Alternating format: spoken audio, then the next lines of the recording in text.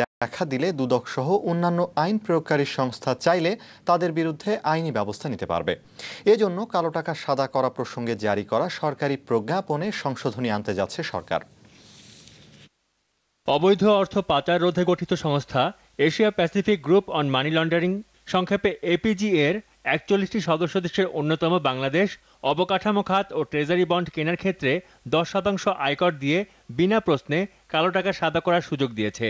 এ নিয়ে এপিজির অন্য দেশগুলো আপত্তি জানিয়ে বলেছে এটা তাদের সংস্থার নীতি পরিপন্থী। এ প্রেক্ষাপটে সরকার উদ্যোগ নিয়েছে আগের সিদ্ধান্ত সংশোধনের।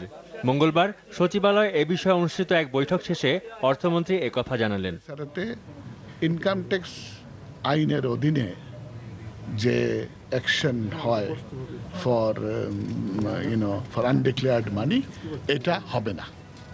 এইটা করার সময় এটা লেখা হয় না যে এটা ইনকাম ট্যাক্স আইনের অধীনে, এটা জাস্ট জেনারেলের মতো হয়ে গেছে। এটাকে এখন স্পেসিফাই করা হবে যে this is the sort of benefit which is under the income tax act. Undeclared মানিটা দিচ্ছে সেটা থেকে 10% ট্যাক্স দিলে পরে ইনকাম ট্যাক্স অর্ডিন্যান্সের অধীনে হি ইজ ফ্রি, তার কোনো এখন ওই যদি টাকা সে বিদেশ থেকে ইম্পোর্ট করে থাকে সেটা উই ডোন্ট নো, সেটা অন্য আইনে ধরবে। আমাদের যে এসআরও সেটাকে একটু অ্যামেন্ড করছি, ওটাই রিভিউ হলো যে কোথায় আছে অ্যামেন্ডমেন্টটা আছে এখন লতে।